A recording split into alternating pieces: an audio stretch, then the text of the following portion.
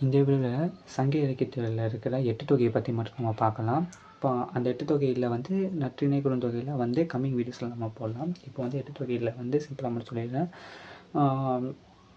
8 தொகையில் வந்து தொகை அந்த இதுவில் ஏன் அப்படி பேர் வச்சாங்கன்னா, புலவர்கள் நிறைய புலவர்கள் இருப்பாங்க. அந்த நிறைய புலவர்கள் பாடிய பாடலின் ஒரு தொகுப்பை வந்து தொகைன்னு சொல்லுவாங்க. ஓகேங்களா?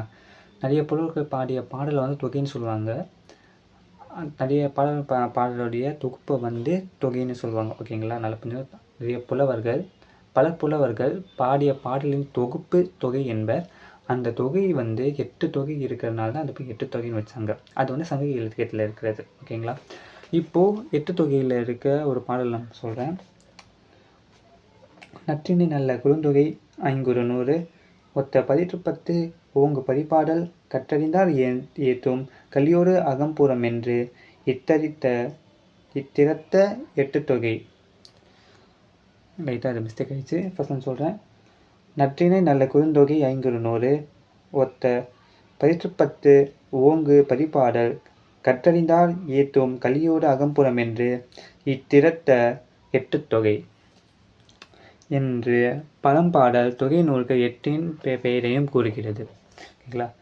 இவற்றுள் அகநூல்கள் 5. அவை நற்றிணை, குறுந்தொகை, அகநானூறு, ஐங்குறுநூறு, கலித்தொகை ஆகியன. புறநூல்கள் 2. அவை புறநானூறு, 10 மேலும் அகமும் புறமும் கலந்த ஒரு நூல் பரிபாடல்னு சொல்லுவாங்க. அகப்பாடல்கள் அதிக எண்ணிக்கையில் இருந்தமையால் அடியளவு அடிப்படையில் அவை 3ஆக பிரிக்கப்பட்டு தொகுக்கப்பட்டன. 4 8 வரைக்கும் இருக்க அடிகளை கொண்ட பாடல்கள் குறுந்தொகை என்றும் 9 12 இருக்கும் அடிகளை கொண்ட பாடல்கள் நற்றிணை என்றும் 13 31 அடிகளை பாடல்களை அகநானூறு என்றும் தொகுக்கப்பட்டு பெயரிட்டப்பட்டுள்ளன.